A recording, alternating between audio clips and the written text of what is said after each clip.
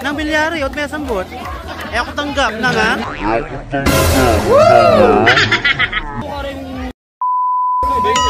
No, pero kung agawang ano lang ito, agawang panalo tayo. Oh my God. Kaya ko na bili. Hindi ka naman sa laro ng lahi. Perfect.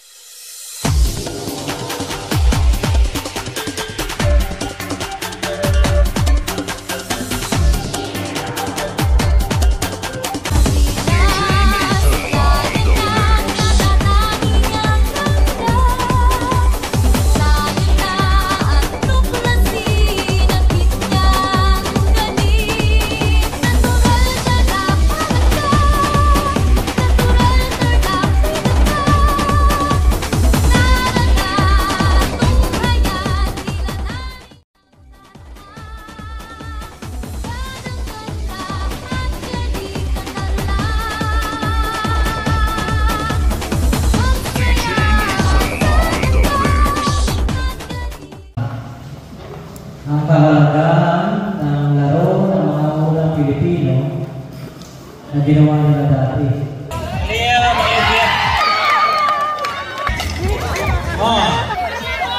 Sana po, turugan na lang!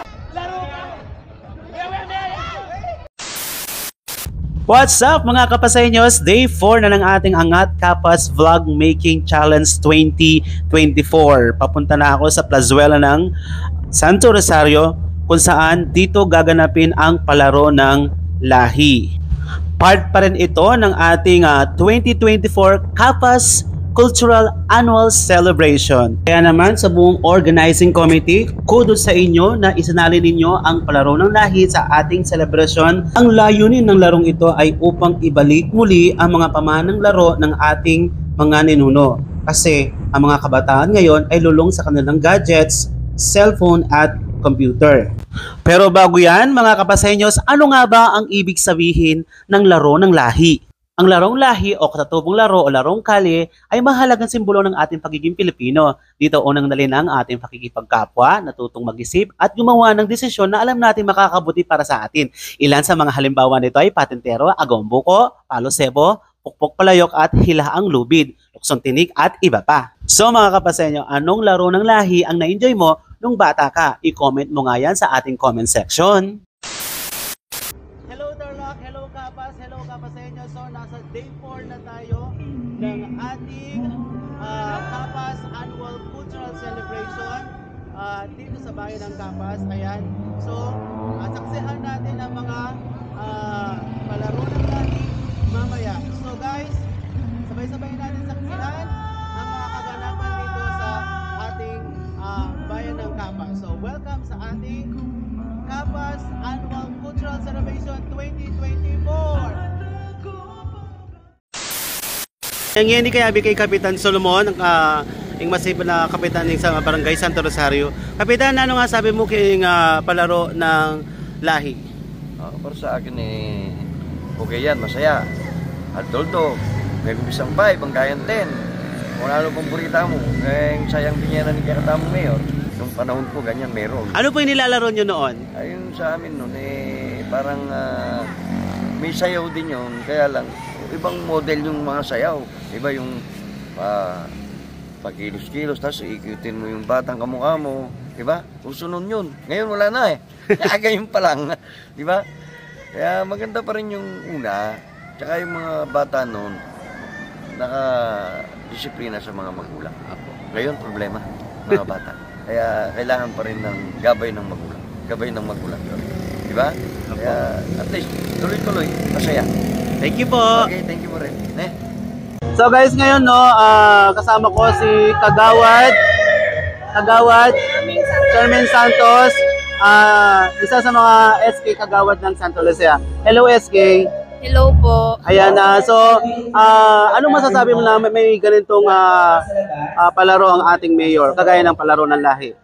Isa pong napakagandang palaro po na para ibalik po yung dating kultura ng mga kabataan. Kasi nowadays po yung mga kabataan is parang nakakalimutan na po yung mga dating kultura po natin. Puro gadgets na lang po.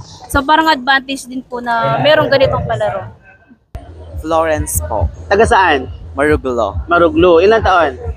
15. Una po, nagpapasalamat po kami kay Mayor dahil meron pong paglarong lahi sa mga kabataan.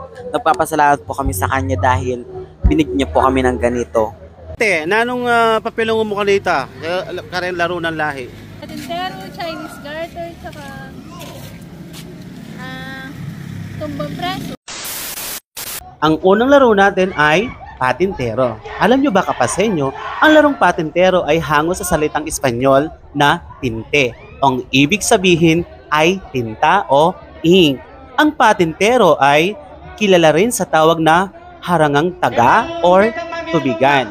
Ito ay isang larong tradisyonal na nilalaro madalas ng mga batang Pilipino at isa sa mga pinakasikat na laro sa buong Pilipinas. Ikaw kapasenyo, nilaro mo ba ito? I-comment mo na yan! Ang sunod na laro ay hilahang lubid o tag-of-war. Alam mo ba kapasenyo, ang hilahang lubid is a Filipino version ng tag-of-war. Ang layunin nito ay kailangan mong hilain ng iyong kalaban papunta sa itinalagang guhit para manalo. Sumunod na laro ay ang pukpok palayok o paluan ng palayok. Dito, nag-enjoy ang lahat. Alam niyo ba kapasenyo, ang paluan ng palayok o pukpok palayok ay isang uri ng palaro na sinasagwa tuwing may handaan o kasiyahang pambata. Ginagamitan nito ng nakabitong palayok at pamalo. Ay piring ang mata, ang kalahok na sasalat o pupukpok sa palayok. Palo sebo ang sumunod na laro. Alam mo ba kapasenyo ang palo sebo? Ang palo sebo ay isang kinaugaliang laro ng mga Pilipino na karaniwang isinasagawa tuwing may kapistahang pambayan o anumang mahalagang okasyong karaniwan na sa mga lalawigan. Kabilang sa tradisyonal na larong ito ay isang mahaba, kinikinis at nakatayong kawayan na nilalagyan ng grasa. At ang pinakahuling laro ay ang agawang buko o agawan ng buko. Ito rin ay nilalaro kapag may handaan o kasayang pangbata.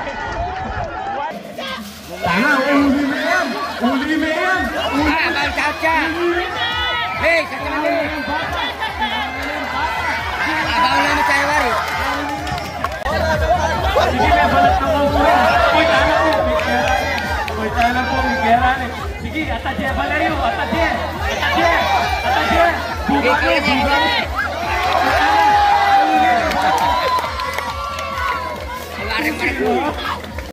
Nang bilyari, at may sambot. Eh ako tanggap na nga. Na? Ay? Mare! Pero idol ka, makauna yun. Wow, ale! Alam, miras ko po ka rin. Pero kung agawang ano lang ito, agawang panalo tayo. Oh my God! Kaya ko nabili. Pero hindi ka naman sa laro na live. Perfect. First Promise? time. Perfect? Yes, sir. Perfect. Bagagay po kayo, masantinga po yung kinain na po mayor palarong pang lahi. Dahil po rin anak, iwasan na po itang matsurang bisyo, kanyan. May kakayak siya sa'yo. Tsaka bala mo po itang, babalik tamo po itang may labasan na palaro kanita niya minuna. Sa video. Yan, bye! Shoutout, Romel Garcia. Shoutout, RJ Garcia.